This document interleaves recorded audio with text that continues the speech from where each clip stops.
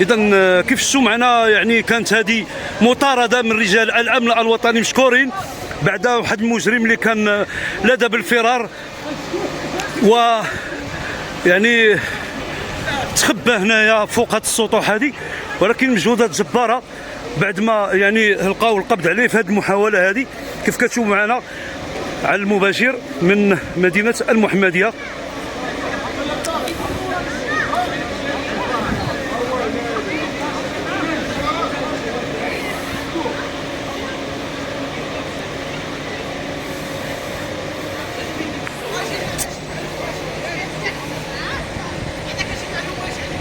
واخا ولدي انا غنجي عندك.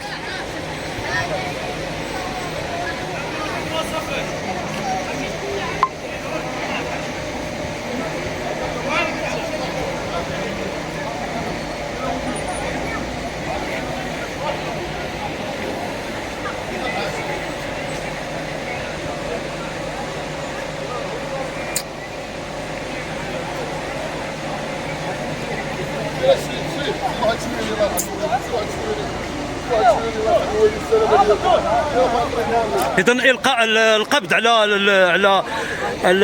المشتبه فيه في هذه اللحظات كيف كتشوفوا معنا مجهودات جبارة رجال الأمن، يعني الشرطة القضائية ولا من رجال الدراجين، وكيف كتشوفوا معنا على المباشر هذا مباشرة. برافو برافو رجال الأمن الوطني، برافو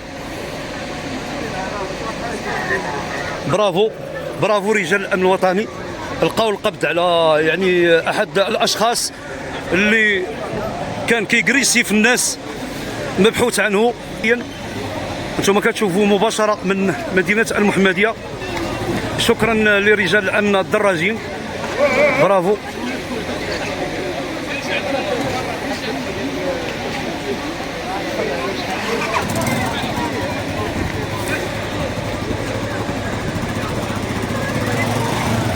ماشي عازم من قامت قلت لك راه ماشي لايف باش غتقول شي كلمه، راه ماشي لايف.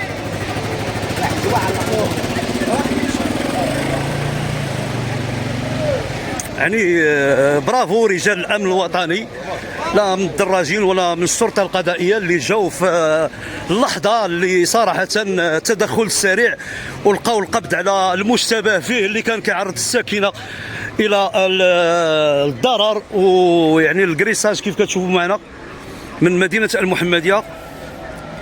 يعني مجموعه من رجال الامن الدراجين والشرطه القضائيه، وكذلك حتى رجال تنظيم السير والجولان اللي قاموا بمجهودات جباره.